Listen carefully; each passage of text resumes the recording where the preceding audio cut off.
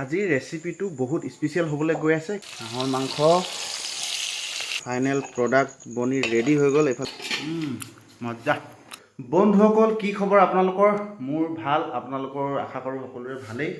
আৰু আজি মই ভিডিঅ' মানে বেলেগ ষ্টাইলত বনাম বুলি ভাবিছোঁ। আজি এটা ৰেচিপি বনাম বুলি ভাবিছোঁ আৰু ৰেচিপিটো হ'ব আজি হাঁহৰ মাংসৰ ৰেচিপি। একদম সম্পূৰ্ণ ঘৰুৱা পদ্ধতিৰে বনাম। আপোনালোকক আজি ৰেচিপিটো দেখাওঁ বুলি ভাবিছোঁ। তো ভিডিঅ'টো আৰম্ভ কৰোঁ ব'লক। আজিৰ ৰেচিপিটো বহুত স্পেচিয়েল হ'বলৈ গৈ আছে, কিয়নো আজি হাঁহ মাংসৰ লগত মই বনাম হাঁহ মাংস একেবাৰে নলে গলে লগা বন্ধু কোমোৰা আৰু লগত আলু কেইটামান এড কৰি দিছোঁ। আৰু এইফালে পিঁয়াজ আৰু আদা নহৰু কাটি ৰেডি কৰি লৈছোঁ। আৰু আজি মই মাংসখিনি একদম জুইত বনাম বুলি ভাবিছোঁ। জুইত বনালে এটা হাঁহ মাংসৰ বেলেগ টেষ্ট এটা আহে। তো আপোনালোকে চাই থাকক কেনেকৈ বনাওঁ, তো কি হয়। এইফালে জুই ৰেডি হৈ গ'ল, কেৰাহীও পাতি দিলোঁ খুব ধুনীয়াকৈ। কেৰাহী এতিয়া গৰম হৈ গ'ল। এতিয়া লাহেকৈ তেল দিব লাগিব।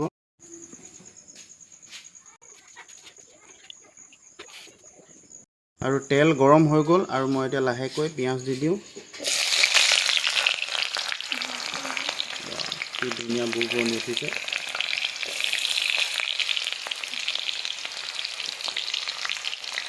আৰু আদা নহৰু বেছি নিদিওঁ, অলপ দিম, পিছত আৰু অলপ এড কৰি দিব লাগিব। এতিয়া হালধি, ইফালে হালধি,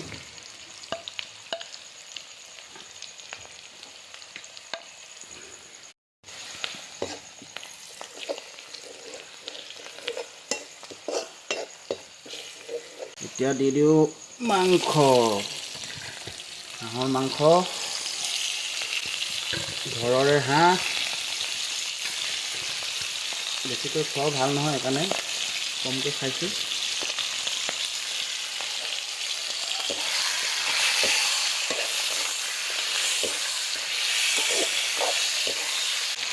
নিমখো এড কৰি দিছোঁ।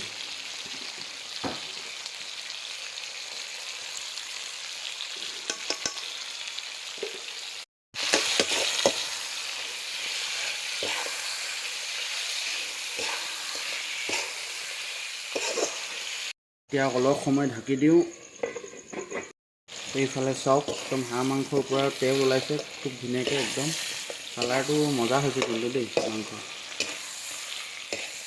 এতিয়া টেষ্টটো কেনেকুৱা হয় আৰু পিছত বনোৱাৰ পিছতহে গম পাম।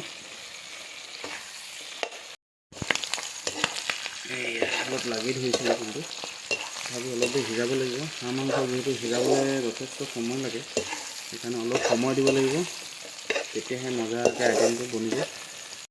এতিয়া দিছোঁ মই এইফালে কোমোৰা,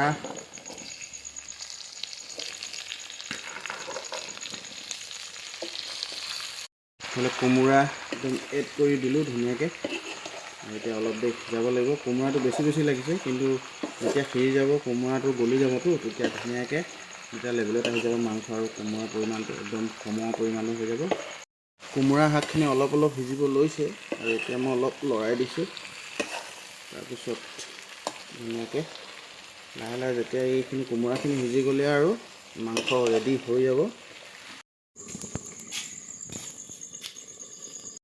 আৰু এইফালে ফাইনেল প্ৰডাক্ট বনি ৰেডি হৈ গ'ল। এইফালে দেখিছে হালকা পানী দিলোঁ, বেছি নাই দিয়া, একদম কমকৈ দিছোঁ। কোমোৰাখিনি বহুত দেৰি সিজা নাছিলেতো, অলপ কমকৈ পানী দিলোঁ। ধুনীয়াকৈ আইটেমটো ৰেডি হৈ গৈছে। এইফালে এতিয়া খানাটো খাই দিব লাগিব আৰু মজাকৈ।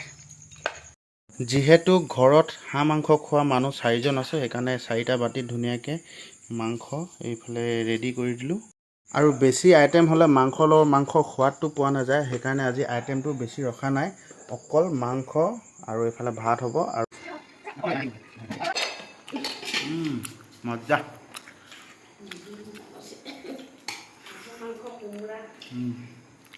সঁচাকৈ ভালেই বনালোঁ দেই।